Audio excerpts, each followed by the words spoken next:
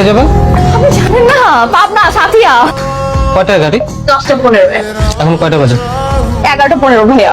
আপনার জন্য কি গাড়ি 1 ঘন্টা লেট করবে? আমি ফোন করেছিলাম তো ভাইয়া। হ্যাঁ, আপনি জানেন না রাস্তার যে অবস্থা, ভাই জ্যাম, ঈদের বাজার, আপনি বুঝতে পারছেন। শিট। ও ভাইয়া, আমি তো প্রোগ্রাম থেকে আসছি ভাই, দেখে বুঝতে পারছেন না, একটা প্রোগ্রামে হোস্ট করেছি ভাই আমি, এই জন্য আসতে লেট হয়ে গেছে। আমি তো ফোন করেছিলাম, এই জন্য অপেক্ষা করবেন না? আপনি ফোন করেছিলেন, 10 মিনিট ওয়েট করেছি, এরপর আপনাকে ফোন দিয়ে আপনার ফোনটা বন্ধ পেয়েছে। আপনি ছাড়া তো আরো 41 জন যাত্রী থাকে, তারা চিল্লাচিল্লি করছিল, গাড়ি চলে গেছে।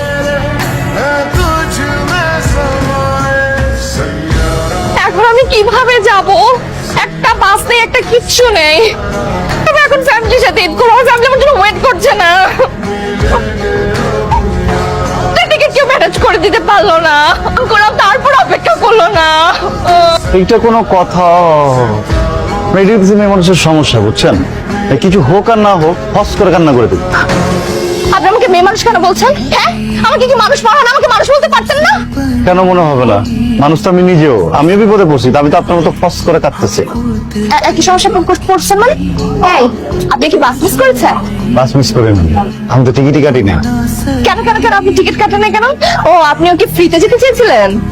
না, আমি ভাবছিলাম যে ছুটি পাবো না, ছুটিটা পেয়ে গেছি। ও, তাহলে কি আমাকে বলবেন যে আপনি আসলে কোথায় যাবেন? আপনি আর আমি দুজনেই পাবনা যাব, আপনি সাথিয়া যাবেন, আমি বেড়া যাব। ও আচ্ছা, তাহলে একটু আমাকে বলেন না যে আপনি তো টিকিট কাটেনি, আমিও টিকিট কাটেন, কিন্তু আপনি কোথায় যাবেন, মানে কিভাবে যাবেন? এটা কোনো কথা? বাসা থেকে যদি বেরোইছি যাবো তো আমি অবশ্যই। আপনি কি আমার সাথে যাবেন? ও আচ্ছা, মেয়ে দেখলে শুধু ঘেঁষতে ইচ্ছে করে তাই না? হ্যাঁ, একটা সুন্দর, একটা বিউটিফুল স্মার্ট মেয়ে দেখলেই বলতে ইচ্ছে করে আপনি আমার সাথে যাবেন। আপনি না একটু আগে বললেন মানুষ ভাবতে, শোনেন, আপনি নিজেকে মেয়ে না ভেবে একটু মানুষ ভাবেন।